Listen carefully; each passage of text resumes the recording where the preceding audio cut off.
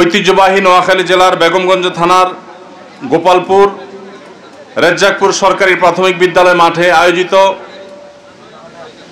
রেজ্জাকপুর মানব কল্যাণ যুব সংঘের উদ্যোগে 40 দিন তাকবীরে উলার শহীদ নামাজ আদায়কারীদের মধ্যে পুরস্কার বিতরণ কেন্দ্রিক ইসলামিক কনফারেন্সের সম্মানিত সভাপতি, অত্র অনুষ্ঠানের সম্মানিত অতিথিবৃন্দ এবং দূরদূরান্ত থেকে আগত এবং অত্র এলাকার আমার প্রাণপ্রিয় দিনদরদি ভাইয়েরা, বিশেষ করে ওয়াজিবুল ইহতেরাম বিভিন্ন মসজিদের দায়িত্বরত সম্মানিত উলামা একরাম, খতিব সাহেববৃন্দ এবং আমার প্রাণপ্রিয় তরুণ বন্ধুরা, আজকের এই অনুষ্ঠানটি নানা কারণে ব্যতিক্রম এবং সম্পূর্ণ অন্য 10টি অনুষ্ঠানের চাইতে ভিন্নতর। আজকের এই অনুষ্ঠানটি গতানুগতিক কোনো ওয়াজ মাহফিলের অনুষ্ঠান নয়। আমরা দেখতে পাচ্ছি মূলত আমরা 40 দিন তাকবীরে উলার সাথে, অর্থাৎ নামাজের একেবারে শুরু থেকে ইমাম সাহেবের সাথে জামাতে যারা শামিল হতে পেরেছে সেরকম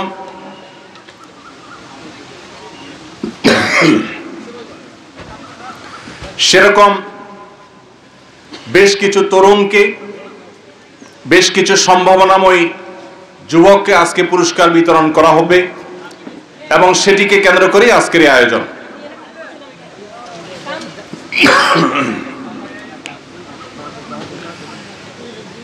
চল্লিশ দিন টানা তাকবীরে উলার সাথে নামাজের শুরু থেকে শেষ পর্যন্ত শামিল হতে পারা, এটা অনেক বড় একটা সৌভাগ্যের ব্যাপার। নবী করিম সাল্লাল্লাহু আলাইহি ওয়াসাল্লাম বলেছেন, তিরমিজিতে হাদিসটি বর্ণিত হয়েছে, যে ব্যক্তি 40 দিন জামাতের সাথে তাকবীরে উলার সাথে নামাজের শুরু থেকেই ইমামের সঙ্গে যোগ দিয়েছেন, মাঝে নয়, সেই ব্যক্তিকে আল্লাহ রাব্বুল আলামিন 2টি নিয়ামত দান করবেন। তার জন্য আল্লাহর পক্ষ থেকে 2টি পরোয়ানা জারি হবে। তার একটা হলো বারাআতুম মিনান নিফাক, এই ব্যক্তির মুনাফিকি থেকে মুক্তির ঘোষণা দেওয়া হবে, যে এই ব্যক্তির মধ্যে কপটতা নেই, সে খালেস এবং সচ্চা মুমিন, তার ঈমানের ভিতরে কোনো ভেজাল নেই। এই পরোয়ানা সে আল্লাহর পক্ষ থেকে লাভ করবে।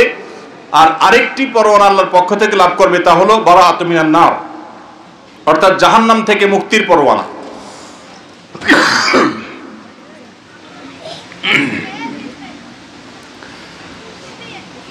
একজন মুসলমানের জীবনে এই 2টি প্রাপ্তি, এর চাইতে বড় কোনো প্রাপ্তির বিষয় আর হতে পারে না। একদিক থেকে সচ্চা মুসলমান, খাঁটি মুসলমান হওয়ার সার্টিফিকেট, অপর দিক থেকে জাহান্নাম থেকে মুক্ত হওয়ার সার্টিফিকেট। যারা টানা 40 দিন তাকবীরে উলার সাথে নামাজের শুরু থেকে শেষ পর্যন্ত ইমামের সাথে জামাতে শামিল হতে পেরেছে, সেই মানুষগুলোর জন্য এই সৌভাগ্যের ঘোষণা দিয়েছেন আমাদের প্রিয় নবী সাল্লাল্লাহু আলাইহি সাল্লাম। সম্মানিত উপস্থিতি, আজকে সেরকম সৌভাগ্যবান কিছু তরুণের হাতে, কিছু যুবকের হাতে আমরা পুরস্কার তুলে দেব সন্দেহাতীতভাবে। এটি ব্যতিক্রম একটি দৃষ্টান্ত, অসাধারণ এবং অনুসরণীয় একটি উদ্যোগ। আমি অনুষ্ঠানের শুরুতেই যে সমস্ত ব্যক্তিবর্গ এর পেছনে নেপথ্যের নায়কের ভূমিকা পালন করেছেন, যাদের শ্রম, মেধা, অর্থ এখানে ব্যয় হয়েছে, আল্লাহ রাব্বুল আলামিন তাদের সবাইকে এর জন্য সর্বোত্তম বিনিময় দান করুন। যে যুবক টানা 40 দিন জামাতের সাথে নামাজ পড়তে পারবে, সেই যুবক যে একজন পরিশ্রমী, তার মধ্যে যে নিয়মানুবর্তিতা রয়েছে, তার মধ্যে যে কোনো কাজে লেগে থাকার মানসিকতা রয়েছে, তার যে সময় জ্ঞান রয়েছে, তার যে আরো অনেক কোয়ালিটি রয়েছে, এই 40 দিন জামাতের সাথে তাকবীরে উলার সাথে নামাজে শামিল হওয়ার মধ্য দিয়ে সেটি সে প্রমাণ করতে পারে। সম্মানিত উপস্থিতি, একজন অলস, একজন অকর্মণ্য মানুষ তার দ্বারা 40 দিন টানা 5 ওয়াক্ত নামাজে প্রত্যেক ওয়াক্তই সময় মতো হাজির হয়ে তাকবীরে উলার সাথে জামাতে নামাজ পড়া সম্ভব নয়। আমরা অনেকেই হয়তো জানি, আমাদের প্রাণের নবী, প্রিয় নবী সাল্লাল্লাহু আলাইহি ওয়াসাল্লাম আল্লাহর কাছে যে সমস্ত বিষয় থেকে পানাহ চেয়েছেন, আশ্রয় চেয়েছেন, যেসব বিষয় থেকে তিনি মুক্তি চেয়েছেন, তার মধ্যে থেকে একটি হলো অলসতা। তিনি দোয়া করতেন, আল্লাহুম্মা ইন্নী আউযু বিকা মিনাল আজজি ওয়াল কাসাল আল্লাহ আপনার কাছে আমি অক্ষমতা থেকে, অলসতা থেকে পানা চাই। সম্মানিত যুবক এবং তরুণ বন্ধুরা আমার, আমাদের সমাজে অনেককে দেখবেন তারা অলস, তারা অকর্মণ্য, তারা বাবার হোটেলে খান, তারা কোনো পরিশ্রম করতে রাজি নন। বিশেষ করে আমাদের এই অঞ্চলে, এই বৃহত্তর নোয়াখালী অঞ্চলে অনেকেরই ভাই বাবা বিদেশে আছেন, প্রবাসে আছেন, সেখান থেকে টাকা পাঠাচ্ছেন। আর দেশে যে আছেন সে টোটো করে ঘুরে বেড়াচ্ছেন, আড্ডাবাজি করছেন, চায়ের দোকানে, বিভিন্ন বাজারে বাজারে ঘুরছেন এবং ক্লাবে ক্লাবে ঘুরছেন এবং সময় নষ্ট করছেন। আমরা সেই ধর্মের অনুসারী যেই ধর্মে অলসতার কোনো সুযোগ নেই। 40 দিন টানা তাকবীরুলের সাথে নামাজ পড়তে পারা, এটা তো রীতিমতো আমাদের সেনাবাহিনীর সদস্যরা যেরকম ট্রেনিং নিয়ে থাকে সেরকম ট্রেনিংগুলোর মতো অত্যন্ত কষ্টসাধ্য একটা ট্রেনিং এর মতো। আমি আবারও বলতে চাই, টানা 40 দিন যিনি 5 ওয়াক্ত নামাজ নিয়মিত জামাতের সাথে আদায় করতে পেরেছেন, এই লোকটা পরিশ্রমী, এই লোকটার সময় জ্ঞান আছে, এই লোকটা অত্যন্ত সিরিয়াস যে কোনো কাজে, এবং তার মধ্যে অলসতা নেই, তিনি নিয়মানুবর্তী, আরো অনেক যোগ্যতা একসাথে তার মধ্যে রয়েছে। এই জিনিসকে তিনি প্রমাণ করতে পারছেন। আমরা যারা এই অ্যাচিভমেন্ট করতে পারি নাই, আমি আজকের অনুষ্ঠানের মাধ্যমে তাদেরকে বলবো, আসুন এর জন্য আমরা চ্যালেঞ্জ গ্রহণ করি। সবাই চেষ্টা করতে পারি তো ইনশাআল্লাহ?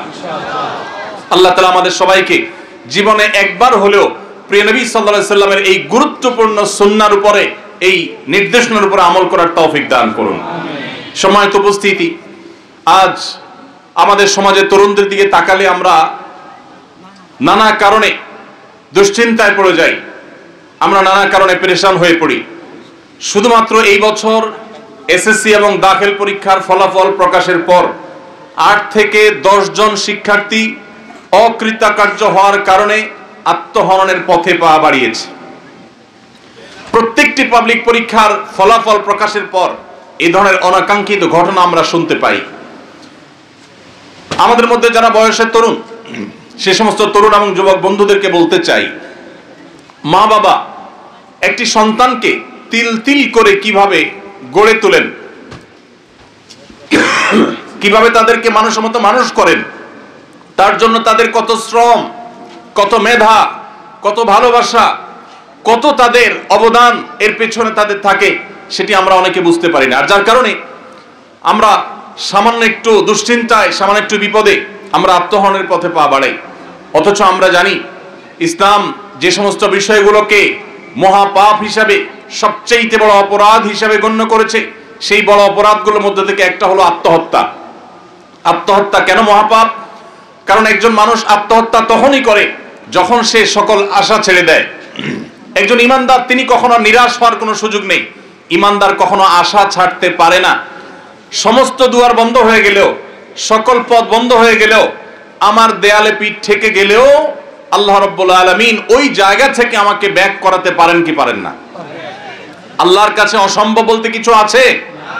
এই পৃথিবীতে শত সহস্র মিরাকল, শত সহস্র অলৌকিক ঘটনা আমাদের চোখের সামনে দিয়ে অনবরত ঘটে।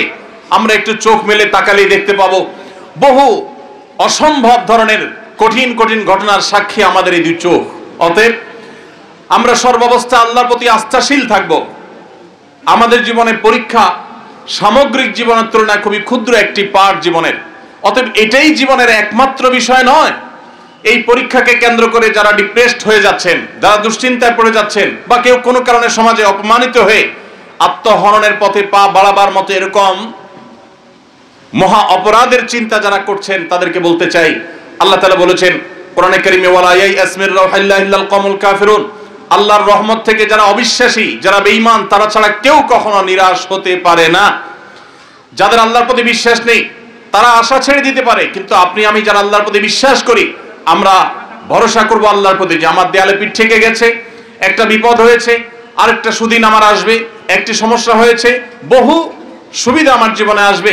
আল্লাহ বলেছেন ইন্নামা আল উসরি ইউসরা, নিশ্চয়ই কষ্টের সাথেই মানুষের সুখ রয়েছে, দুঃখের সাথেই সুখ রয়েছে, মানুষের বিপদের সাথেই মানুষের বিপদ মুক্তির উপায়ও রয়েছে। এই জন্য একজন ইমানদার কখনো ডিপ্রেশনে পড়তে পারে না।